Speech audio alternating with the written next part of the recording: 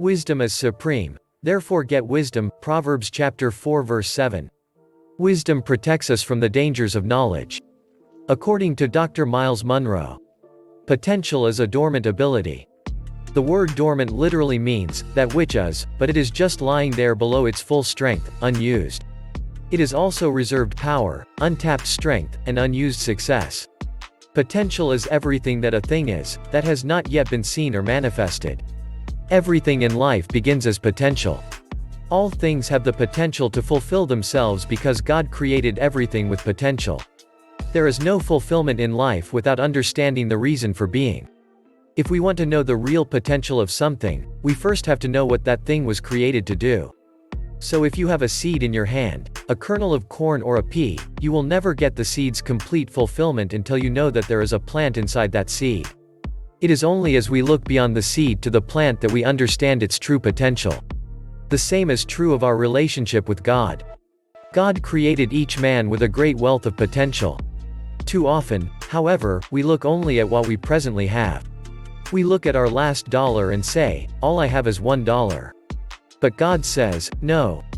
That is not all you have. If you only knew the potential of that dollar. If you could just take this dollar and put it into a certain condition, it would multiply. The potential of everything is related to its purpose for being. Before we can understand the potential of a thing or person, we first must know the conditions under which it was meant to exist.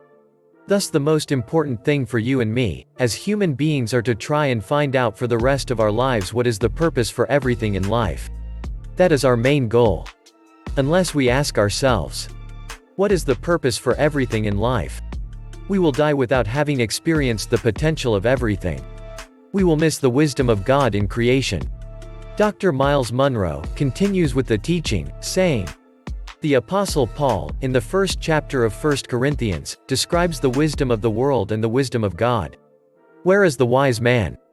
Where is the scholar? Where is the philosopher of this age? Has not God made foolish the wisdom of the world? For since in the wisdom of God, the world through its wisdom did not know him, God was pleased through the foolishness of what was preached to save those who believe. Jews demand miraculous signs and Greeks look for wisdom, but we preach Christ crucified, a stumbling block to Jews and foolishness to Gentiles. 1 Corinthians chapter 1 verses 20 to 22. When somebody tells you they are wise, don't get carried away. Although they may have wisdom, it might not be the right kind of wisdom. There is also the wisdom of the world. Did you know that Satan still has wisdom? Ezekiel chapter 28 verse 17 tells us that Satan's wisdom became corrupted. God could not take back what he had given, so Satan is still wise. But his wisdom is corrupt. Before the fall, Lucifer's responsibility in heaven was to be the music and worship leader. He was designed with the potential not only to lead in music and worship but also to produce it. Lucifer's body was made with pipes in it so that every time he lifted a wing, a sound came out, music. He never taught an orchestra because the orchestra arrived when he did. As soon as he started fanning his wings, the angels started singing. This guy was a beautiful angel. He had the potential to lead all heaven, that other world out there, into worship and music. But that wisdom became corrupted. It was not taken from him, it just got corrupted. God is the creator, but Satan is the perverter. God creates everything. Satan creates nothing. But everything God creates, Satan perverts. That's why music is such an important part of our world today. The guy who is running the spirit of the world is a cheap musician. The amounts of money the devil uses to support the music ministry of the world is amazing. Michael Jackson alone made $220 million in 1 year. Whitney Houston made $84 million in just 1 year. And the church can't raise even $1 million.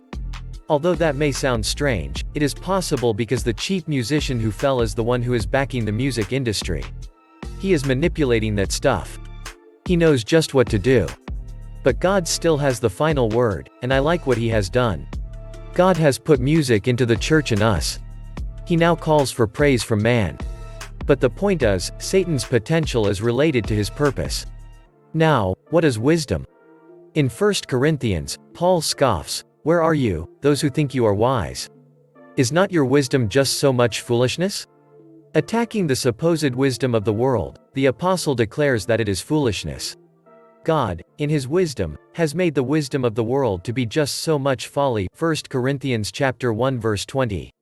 God considers foolishness any wisdom that does not fulfill its original purpose. So if you are wise and you can figure things out, but you use it to steal, God says, you are foolish. If you are a very skillful musician, but you use it to create lewdness and sensuality and to cause people to go into perversion, then God calls that foolishness. If you know that the power you have to believe was given to you by God, but you prefer to believe there is no God, God calls you a fool. For when you use the belief God has given to you to say you don't believe in him, your wisdom becomes foolishness. The fool says in his heart, there is no God. He takes the ability God gave him to believe and uses that belief power to not believe in God. God says, that's foolishness. God considers foolishness any wisdom that does not fulfill its original purpose. Although God calls the wisdom of the world foolishness, it is still wisdom. It's perverted wisdom used by the chief of perverters to blind us to its very foolishness. For who could believe God would use crucifixion to bring salvation to the world? That is not the way we expect him to work. We look for miraculous signs and unusual insights to indicate the presence and working of God. What wisdom would choose a poor carpenter to bring the greatest gift the world has ever known? Surely not the wisdom of the world, which looks to the wealthy and the well-educated. But for those who believe in Jesus Christ, God's apparent foolishness is revealed as true wisdom. The wisest of human thoughts appears puny beside this foolishness of God, and the greatest of man's strengths pales beside Christ's weakness. What is a stumbling block or pure foolishness for those who don't believe in Christ stands, for the Christian, as a towering source of truth, strength and hope. That is wisdom. Do you know your secret wisdom? God has given you secret wisdom that he placed in you before you were born. He planted within you a potential something, wisdom to know who you are and what you were created to be and do. That potential something was in God, but he allowed it to leak into you when he pulled you out of himself. It's a hidden understanding that follows neither the wisdom of our society nor the insights of our leaders. Unlike the wisdom of the world, which is worthless, God's secret wisdom about you is a priceless jewel. Many people die without unveiling their wealth of wisdom. They die in total foolishness, without experiencing the life that dwells within. What a pity! They have missed God's secret wisdom. Secret here does not mean to be withheld from. It rather has the meaning of to have never known existed. There is a difference.